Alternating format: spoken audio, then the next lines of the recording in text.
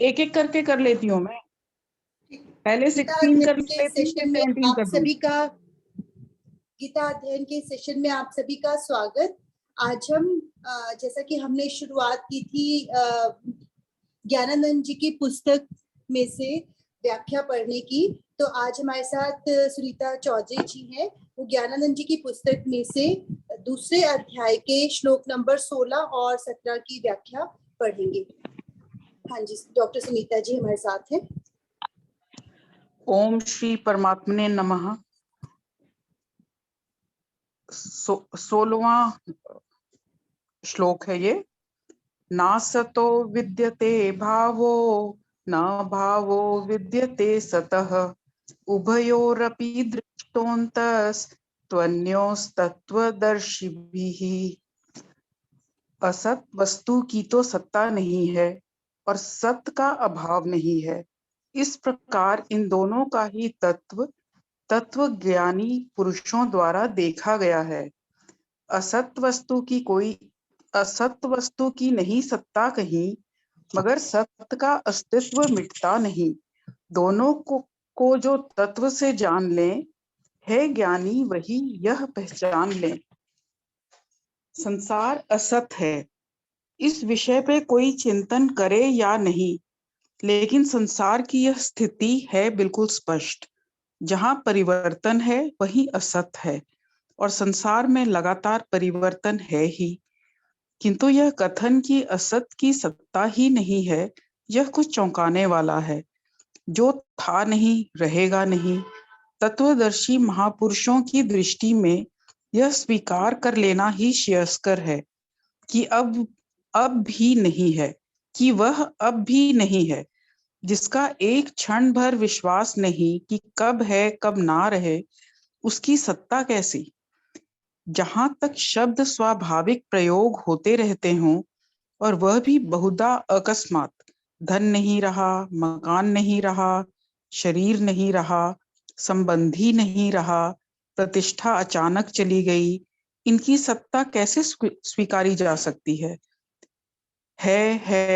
नहीं है नहीं है, अथवा कब है कब नहीं है, या अभी तो था अभी नहीं है। ये स्थितियां संसार में प्रत्येक वस्तु के साथ हैं। गीताकार इसलिए कहते हैं, ना सतो विद्यते भावो, असत वस्तु की सत्ता नहीं है।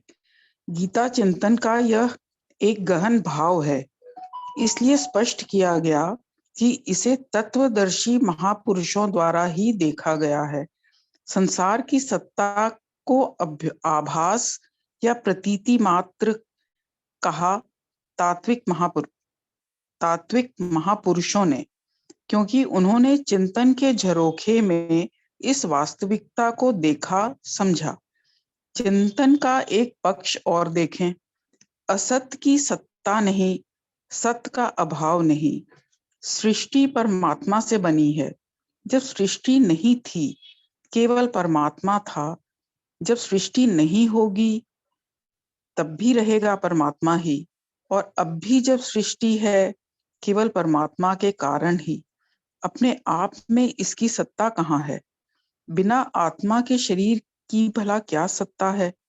सृष्टि के मूल में जब जब परमात्मा के अतिरिक्त और कुछ था ही नहीं, तब स्वाभाविक है कि इसका निमित्त और उत्पादन दोनों कारण वही निमित्त और उपादान दोनों कारण वही है। रचयिता भी वही और प्रयोग में आने वाली सामग्री भी वही। सिद्धांत पुष्टि करता है इस बात की।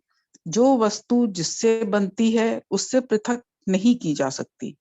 और यह भी कि जो वस्तु जिससे पृथक नहीं हो सकती, वह वही है। स्वर्ण आभूषण स्वर्ण निर्मित होने के कारण स्वर्ण के ही रूप हैं। उन्हें स्वर्ण से अलग नहीं किया जा सकता। यदि आभूषण से स्वर्ण को अलग निकालने की बात कही जाए, तो शेष उसकी क्या सत्ता बचेगी? विचार करो। असत की सत्ता नहीं, सत का अभाव नहीं। कल्याणकामी जिज्ञासु साधकों के लिए अत्यंत गंभीरता पूर्वक विचारणीय है यह गीता प्रेरणा। तत्वदर्शी महापुरुषों के द्वारा इसका तत्व देखा गया है। केवल कोरी अवधारणा या मौखिक प्रवंचना नहीं है यह। सनातन धर्म तात्विक अनुभूति और तब उसके प्रगटीकरण का धर्म है। श्रीमद् भगवद गीता इस अभिव्यक्ति की सशक्त प्रेरणा है। तत्वज्ञानी महापुरुषों में इसे देखा गया है। इस भाव से साधक अपने भीतर के सुप्त प्राय विश्वास को जागरूक कर सकते हैं और स्वयं को उत्प्रेरित भी। उभयोरपि दृष्टोन्तस त्वन्योस तत्वदर्शिभिः। महापुरुषों द्वारा इन दोनों का तत्व देखा गया है। अबोध बच्चा खांड के खिलौने हेतु लालायित होता है, न मिलने पर झगड़ता है, किसी के द्वारा छीन लेने या टूट जाने पर रोता है। लेकिन बड़ा व्यक्ति इस स्थिति में न हर्षित होता है न दुखी। वह जानता है कि वास्तव में वह तो खांड ही है। खिलौना नहीं बना था तब भी खांड, बन गया तब भी, और टूट जाने पर भी खांड की स्थिति ज्यों की त्यों। अज्ञानता की अबोध स्थिति में असत की सत्ता महत्ता जीव बढ़ाता है। उसी के अनुकूलता प्रतिकूलता में हर्षित उद्विग्न होता है। दृष्टि वास्तविकता पर नहीं, खिलौने ही सत्य भास रहे हैं नाम रूपों के। ज्ञान की जागरूकता में दृष्टि सीधी उस यथार्थ तत्व पर केंद्रित होती है जो नाम रूप प्राणी पदार्थों के खिलौनों से पूर्व भी था, अब भी है और आगे भी रहेगा। वही सत्य है, वही अविनाशी। श्लोक नंबर 17। अविनाशी तु तद्विद्धि येन सर्वमिदं ततं विनाशमव्ययस्यास्य न कश्चित् कर्तुमर्हति।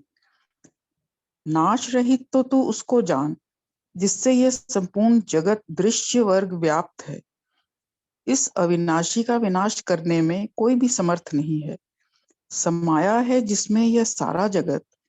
तू अविनाशी बस एक उसी को समझ।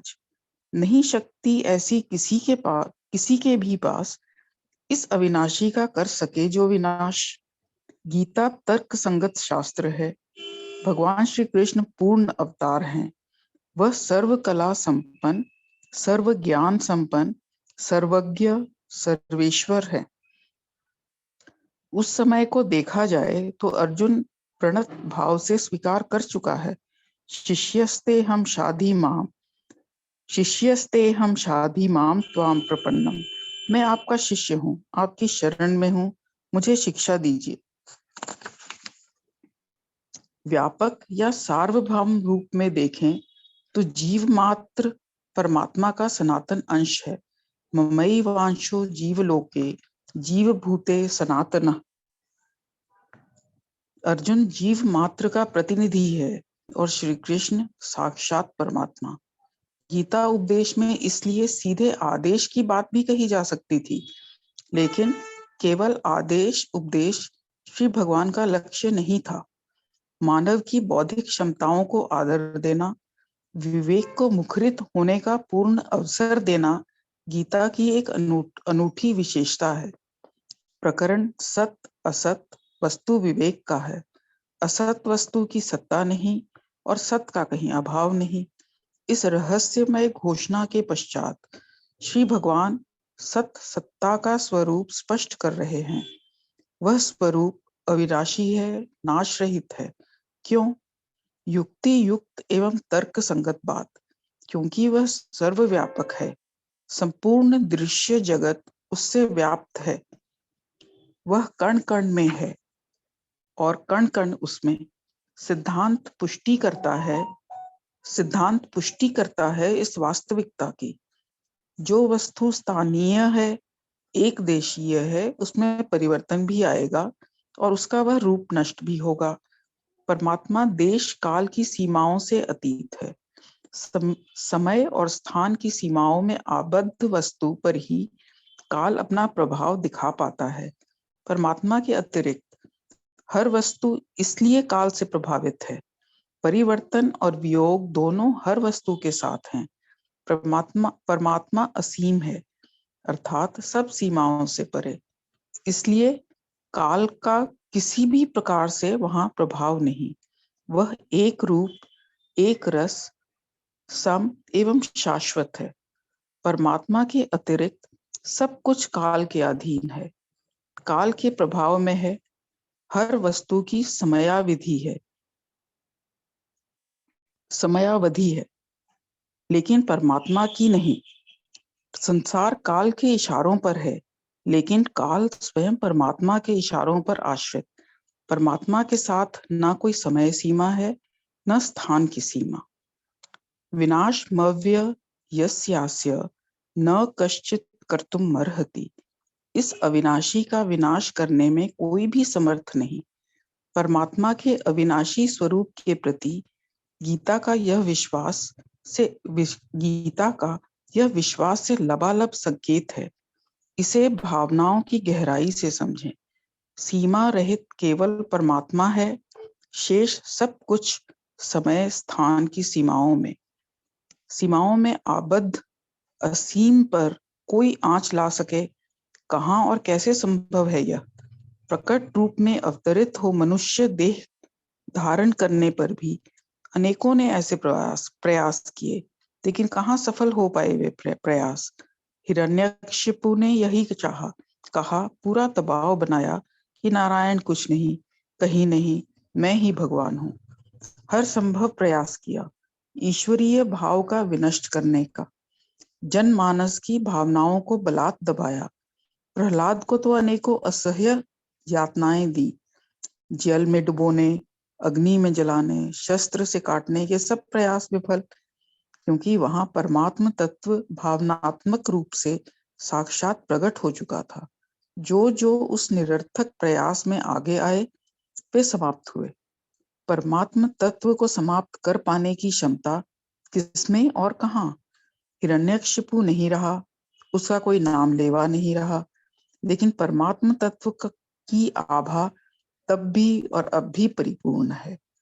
लंका से राम को भावात्मक रूप में समाप्त कर स्वयं को सब कुछ सिद्ध करने और प्रतिष्ठापित करने का रावण का कुभाव कहाँ सार्थक हो पाया? परमात्म सत्ता अक्षुण, उसका नाम प्रभाव अमिट, और उस पर अविचल विश्वास रखने वाले विभीषण भी अमर। लेकिन राम विमुख अस हाल तुम्हारा, रहा न कोई कुल रोवण हारा।